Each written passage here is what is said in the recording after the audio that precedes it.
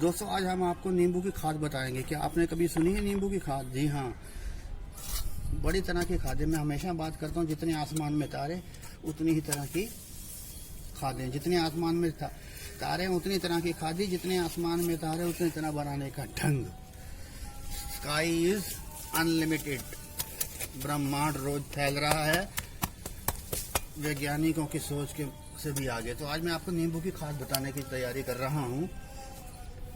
कहते हैं if you have lemon make a lemonade. अगर आपके पास नींबू है तो नींबू शरबत बनाओ। अब ये देखिए कितनी मात्रा में जा रहा है, ये देखिए। ओ हो, ये देखो, ये 5 किलो नींबू है। ये देखो, ये क्यारी में अपने आप बन जाएगा। इसके अंदर मैंने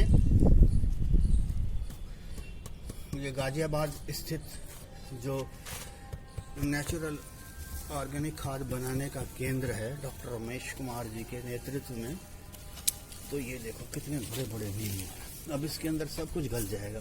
अब आप कहोगे नींबू की खाद? जी हाँ, नींबू का सबसे महान बड़ा स्रोत है। इसके अंदर पोटाश होता है। और पोटाश क्या काम करता है? फलों में चमक लाता है, फलों में रस लाता है, बीमारियों से बचाता है।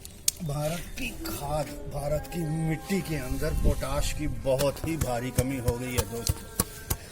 लोग पोटाश का प्रयोग बहुत कम करते हैं। ले दे के लोग डीएपी में क्या होता है? Di ammonia phosphate. एक नाइट्रोजन होती है अमोनिया और एक फास्फोरस होती है। क्योंकि मेरा विषय नहीं है लेकिन मैं बता दूं, नाइट्रोजन क्या करती है? पत्तियों को बढ़ाती है, पौधों को बड़ा करती है। फास्फोरस उसकी जड़ पे। ये कुछ सूत्र अपने दिमाग में रख लीजिए। पोटाश बीमारी से बचाती है, फलों की वृद्धि करती है, चमक लाती है, रस लाती है। सबसे बड़ा काम तो ये पोटाश रिच खाद है। और अब आप कहोगे कि नींबू में क्या नहीं होता? फास्फोरस थोड़ा कम होता है, नाइट्रोजन सभी लिविंग ऑर्गेनिज्म में होता है। हमें मनुष्य को भी चाहिए होती है और पौधों को भी चाहिए होती है। और पोटाश का तो ये महान स्रोत है दोस्तों। तो इसके अंदर अब ये देखो, ये मूंगफली है, ये पीनट्स हैं, ये भी डाला जा रहा है। कोई ऐसी आइटम नहीं है। ये देखो, ये नाइट्रोजन डाली जा रही है। अब पिछले अध्याय में मैंने आपको बताया था खाद बनाने के लिए एक तरफ हरा हिस्सा नाइट्रोजन और एक तरफ ये कार्बन, इसके सहयोग से बनती है। और कोशिश करो जीव हमेशा ना जंतु पाल के रखो। अब लोग कहते हैं ना, मुझे समझ नहीं आती, चींटी आ जाती है। चींटी पौधों को कभी नुकसान नहीं पहुंचाती। कोई कहता है घोगा आ जाता है, कोई कहता है स्नेल आ जाता है। अरे यहाँ तो स्नेक और कोबरे भी हैं तो भी कोई दिक्कत नहीं है। खैर मैं मजाक कर रहा हूँ, सांप की दोबारा में मजाक किया है। तो ये स्नेल, ये घोगे, ये मेरे को कभी नुकसान नहीं पहुंचाए। पूसा के वैज्ञानिकों से जब हम बात करते हैं तो पता क्या कहते हैं? आपकी मिट्टी में केचुआ है। केचुए से बढ़कर कोई भी ऐसा साधन नहीं है, कोई भी ऐसी कुल्हाड़ी नहीं है जो मिट्टी को। अब ये देखिए, बैगन टूटा, फिर एक पटाखा छूटा। ये इसको भी मैंने डाल दिया। अब ये सारी अंदर बन जाएंगी। बहुत ही जल्दी इस पे रिएक्शन होगा। भले ही इसके आप डिकम्पोजिंग एजेंट डालो अथवा ना डालो। मैं डाल देता हूँ, अभी मैं आपको बता रहा हूँ।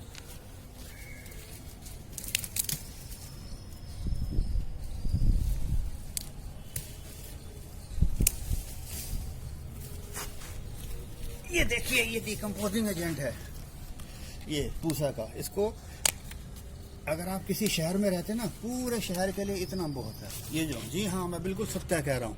मैं इसको सीधा डाल रहा हूँ। 1 लीटर गुड़ के अंदर ये डाल दो और सैकड़ों ट्रक खाद बनाओ। ये देखिए, ये डिकम्पोजिंग हो रहा है। अब इसके ऊपर मैं मिट्टी डाल दूंगा, बहुत ही जल्दी बढ़ जाएगा। जीवाश्म की मात्रा बढ़ाइए। मैं आज खाद के बारे में बात नहीं कर रहा, लेकिन नाइट्रोजन, फास्फोरस, विटामिन के बारे में बात कर दी, खाद के बारे में बात कर दी। लेकिन जो मूल विषय था वो लगभग छूटा जा रहा है कि लेमन की खाद।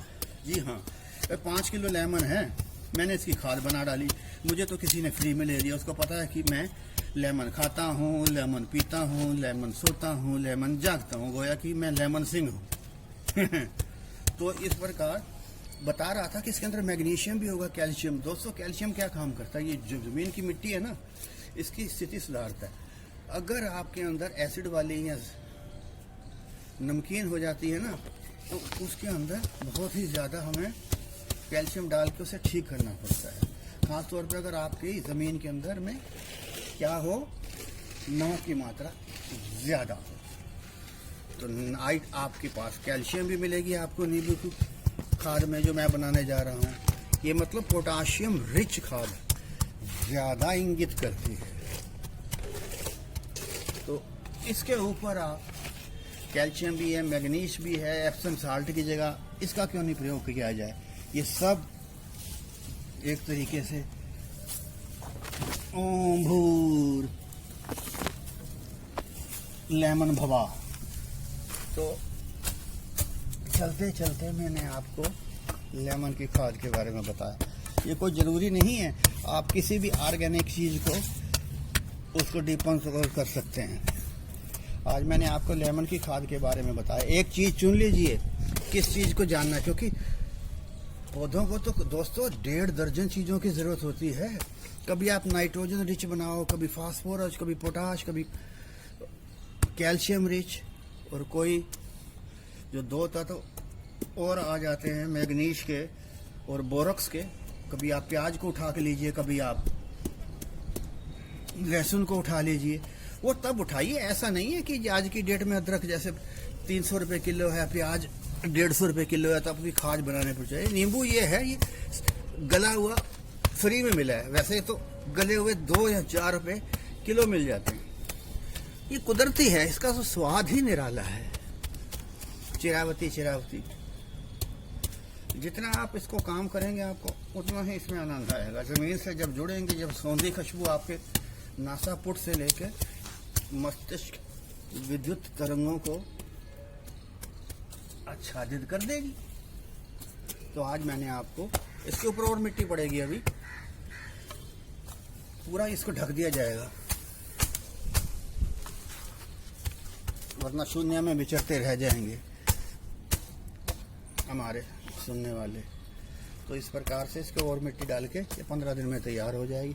फिर ये खाद की खाद भी है, और इसमें आप सीडलिंग भी कर सकते हैं, इसके आप बीज भी बो सकते हैं। बहुत ही गजब की ये चीज़ आपको बन जाएगी। उम्मीद है आपको जो लेमन बेस, आपको जो मैंने लेमन है, जो लाइम है, जो चकोतरा है, उस वर्ग में 50 से अधिक जाती हैं, उसको लेकर बनाई गई आपको जानकारी पसंद आएगी।